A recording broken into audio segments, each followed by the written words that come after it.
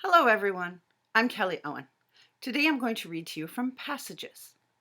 In Wilted Lillies, we were introduced to Lily May, a 15-year-old girl with the ability to hear people's thoughts and, quite recently, speak with the dead. Those abilities helped her survive a kidnapping, but also got the attention of a man who has now swept her away from everything she's ever known. This is Passages, Part 2 in a planned 5-book series, with Part 3 hopefully up by the end of the year. The iron gates hung open and broke the tree line along the road like the great gaping mouth of some unseen monster. As the car slowed down, the gentle clicking of the blinker filled the silence, and Lily May's heart skipped a beat. The maroon sedan passed a small stone building with an oxidized copper plaque declaring they had arrived at Macmillan School for Boys. If Lily May hadn't spent the better part of the ride listening to the calming thoughts of the men who had been there before, the maw of iron and the lichen-covered gatehouse would have been intimidating. Instead, she found herself sitting up taller in the back seat, vying for a better look at her new home. The drive had taken all night and the better part of the morning. Having never left Sussex County before, Lily May was mildly disappointed the scenery had been cloaked in darkness for most of the trip. The moonless night and gentle hum of the engine had lulled her to sleep about the same time the thoughts of the men escorting her had begun to wander aimlessly and provide no more details. Until then, their minds had been a cornucopia of information. The two men in the front seat, wearing suits like required uniforms rather than tailor-made decisions, thought of everyday things. Their wives and children, their paychecks, and the boat one of them hoped to finally have enough to purchase. The man with the shiny cowboy boots, who had introduced himself as Mr. Erne, sat in the back seat with Lily.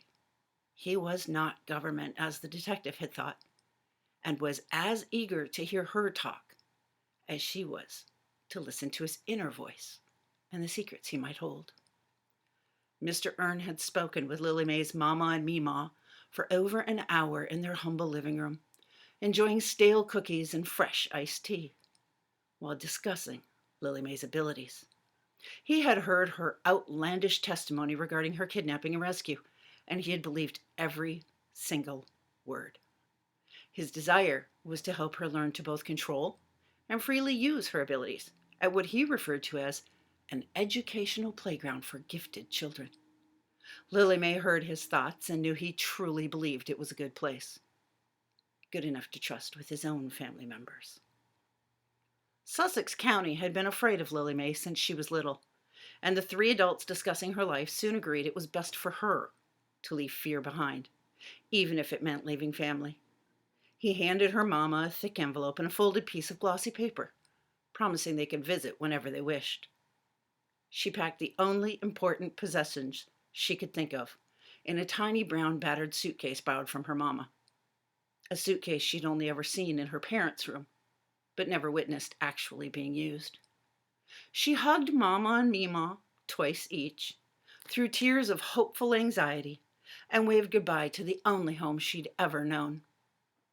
The first leg of the journey was filled with questions and answers, some spoken. Mr. Erne asked, Lily May answered, and then Lily May often heard his internal reactions. He wasn't afraid of her, which felt both foreign and wonderful to Lily May. He was pleasant and seemed nice, but he had a sadness to him that had softened, like aged pain you've grown accustomed to. She heard his thoughts of missing his wife Bree, lost while giving birth to their daughter. He was sad, but he so absolutely adored his daughter, making her his number one priority. Even his sad thoughts were washed with happiness. She almost immediately, instinctively, trusted him. Tommy was not convinced. Tommy had sat unseen by Mr. Erne throughout the drive. He alternated between a crouched position on the center hump of the back seat floor and boldly sitting between them, as if providing a barrier for Lily May against the man. Lily May was pleased Mr. Erne fully believed in Tommy, even though the man couldn't see her young, ghostly companion. Mr. Erne had even asked if Tommy would be joining them when they stopped for dinner. Mister, Lily May giggled as she shook her head. He don't eat nothing no more. He's still welcome to sit with us. Lily May heard the unspoken rest of the sentence clear as day.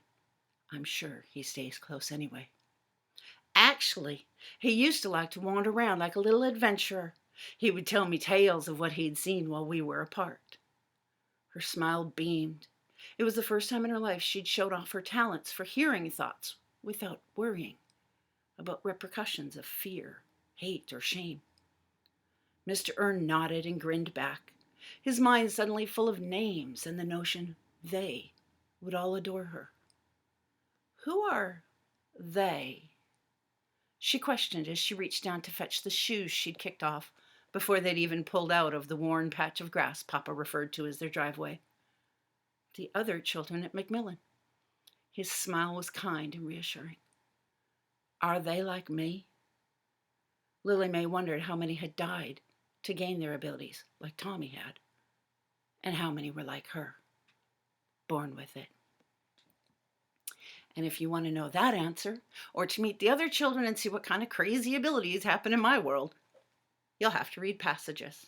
If you haven't read Wilted Lillies, hop on over to Amazon, where the ebook is only 99 cents, free if you have Kindle Unlimited, and then you can start your adventure. For those of you who like to learn the secrets behind stories, become a patron. This particular series has several goodies in the secret vault, including what can only be called a yearbook, I guess, which I use to track all the kids at Macmillan. You can find a link to my Patreon or anything else I'm up to at kellyowen.com. Thank you for having me, Sadie. And thanks to everyone who stopped in to listen.